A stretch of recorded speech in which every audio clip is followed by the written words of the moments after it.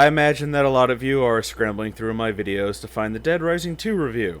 Well, you can stop looking. It doesn't exist. You see, August 8th is my friend Josh's birthday, and for the month of August, I let him pick the games that I'll review. Also, audio only because my lighting situation currently sucks today. Dead Rising has been a pretty successful series for Cap, especially since they've been screwing up the Resident Evil series. As if they forgot what made the Resident Evil series so successful. But Dead Rising has a more simple formula, and they seem to be more restrained when it comes to how they reinvent its wheel. Resident Evil 1 and 2 were pretty much the same. I don't know about 3 since I didn't play that one. 4 really changed things up and it was a really fun game, but 5, well, good, and 6, which was lukewarm, kinda shows that Capcom forgot what made the Resident Evil series what it was, and Resident Evil 0 confused the hell out of me on what it wanted to be. I don't know much about the spin-off series, so I can't say anything about it, but Dead Rising has been rather consistent, mostly because it's not a hard formula to screw up. You're in a sandbox area, there's a lot of zombies, and you need to make do with what you have around you while you're on a time limit. Dead Rising 3 is exclusive to Xbox One and PC. Because Dead Rising 2 was a success, they went on to create more content for it, like Case Zero, Case West, and Off the Record. Dead Rising 3 was announced in June 2013 during Microsoft's E3 conference. It was a launch title for the Xbox One and was pretty much the only reason why I would have bought the system, of which I couldn't justify the purchase. Then it was released on PC about a year later, eliminating my need for the system. Although there's still Sunset Overdrive, I'm not going to buy a system for just one game. Graphically, the game is pretty good. I do want to say that there really isn't that much difference from these graphics and the graphics you'd see on a PS3 or 360. However, I can tell that there's a higher polygon count and the textures are more detailed. But there is a close-up of Nick's hands in a cutscene and they look like they're from the 6th generation. I think a lot of the graphical power is being used to render the massive open-world city and all of its zombies, of which I can completely understand. The facial animation is really good too, like the animation we'd see from Naughty Dog's Uncharted series. I also like that Nick runs like a normal person and not like someone who got kicked in the balls while having a load in their pants like Frank West did in the first game. The city of Los Perdidos is at least 6 times larger than the mall from the first Dead Rising, and the amount of zombies on screen is more than seen in previous games. Although I am playing the PC version, I will say that there is a lot of screen tearing going on, especially during the cutscenes, which screams poor PC optimization. Switching the anti-aliasing from SMAAX2 to FXAA seemed to help minimize the screen tearing, although it still happened quite a bit. I also had an issue with my monitor telling me that the game's video signal was a quote-unquote unsupported signal once, and the game is locked at 30 frames per second, but towards the end of the game there's a lot of slow loading textures, which is probably due to the increased number of zombies on the screen. The sound is pretty good, but the optimization is god-awful. At the normal volume I keep my speakers at, I could barely hear what the characters were saying, so I had to turn it up. The second time I loaded the game up, it was nearly muted, and I had to max out my speaker volume, so that way I could just barely hear it. But that didn't stop explosions from being deafeningly loud. So when I loaded up the game for the third time, I made it a priority to put the subtitles on so I could actually know what the characters were saying, and that way I could follow the story and understand objectives. There's very few load times, but when the game did load,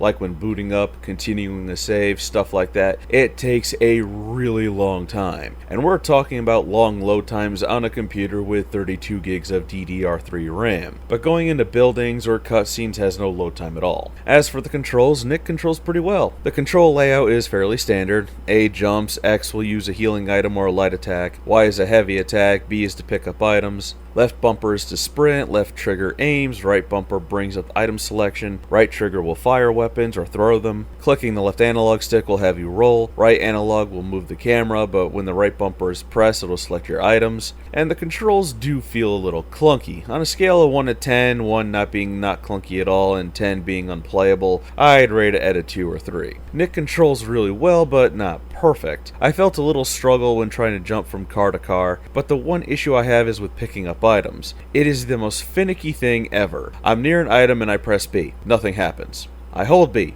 Still nothing. I move around and try and find that one spot the game wants me to be at to pick up the item. Nothing. Then I mash the button a million times until finally he picks it up. This is a pain in the ass, especially when I was trying to pick up healing items. The thing is, you need to make sure that the item itself is somewhat highlighted so that way you can pick it up. The vehicles all have their own method of handling. As the game goes on, finding vehicles that work gets a little harder, but there are designated spawn spots for them. To combine two vehicles together, they have to be both operational and next to each other. I don't get why they have to be operational, since Nick is a mechanic that can fix anything. But hey, gameplay mechanics. In Dead Rising 2, you were able to create weapons, but only in maintenance areas. As I'm told, I don't know, I really haven't touched the second game. But here you can do them on the fly as long as you've learned the blueprint and have the items in your inventory. You shouldn't have too hard a time finding the blueprints as they obnoxiously glow blue. And when you get the upgrade to see all the icons on the map, you should have no issue finding any of them.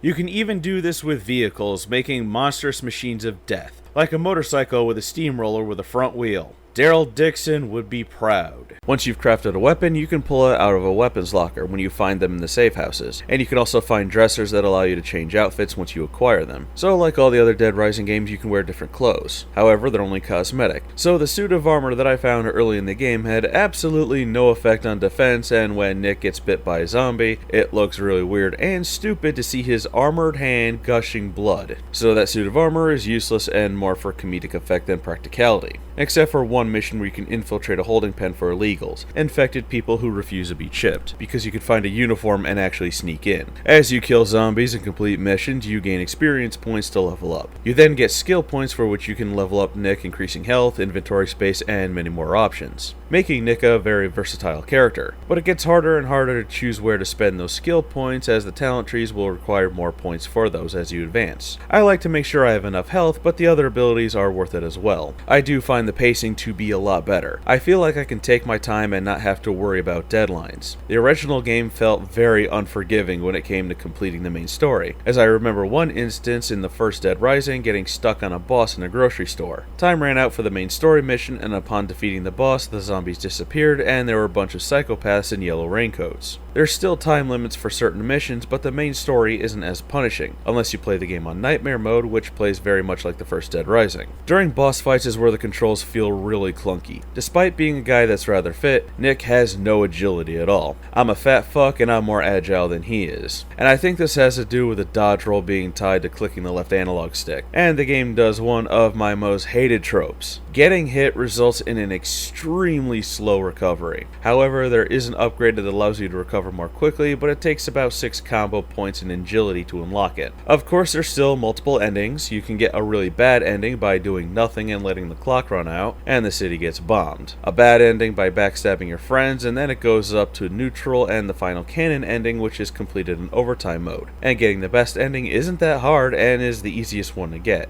Well, any of the endings is easy to get because this is probably the easiest game in the series. I died maybe 3 or 4 times.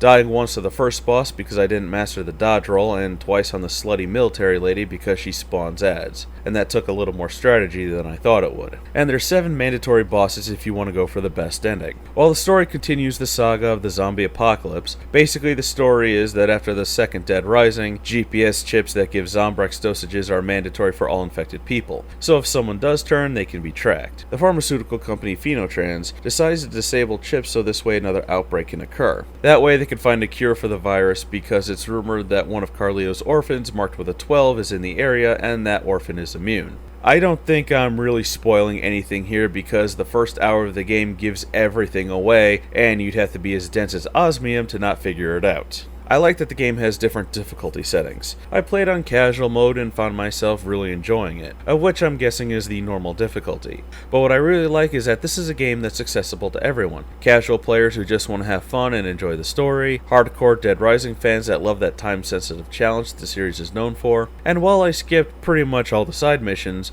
only doing what was mandatory to get to the end, I reached the middle of Chapter 7 towards the end of the second day, so there's more than enough time to do everything. So if and when I go through the game a second time, I'll be sure to complete more side missions, because I still had 4 days left and the 8th chapter, which is the last one. But there were a few times where the game pretty much just said, hey, go play, because I had to explore until the game was ready to trigger the next part of the story. So I did some side missions like fighting the fat lady on a motorized scooter in the buffet, or competing in a foot race with a guy who enjoys talking about wetting himself across one of the 4 districts of the city. But there is one feature that I can't talk about because it seems to be absent from the PC version, and that's because it's a Kinect feature. With a Kinect feature on Xbox One, zombies will be attracted to any sound that you make in the real world. So if your dog starts barking, that will alert the zombies in the area to your position. Currently, the only version on Steam is the Apocalypse Edition, which comes with a bunch of DLC weapons and extra stuff, and it's $50. For a game that's pushing 3 years old, it's not worth that price. Maybe 40 at the most, but that's still kind of pushing it. But the only reason why I think it's that expensive, along with the original Dead Rising and Dead Rising 2 and its off-the-record expansion being $20,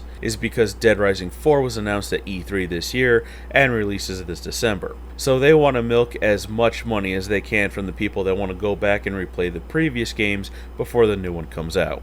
Dead Rising 3 is a damn good game. My main issues are small technical things, like screen tearing, weird audio levels, and slightly clunky controls. And at time of recording, the price of the game actually did drop on August 19th, 2016 from $50 to $30, and it's on a Steam sale as well, so it's now $15. So if you want to get it now.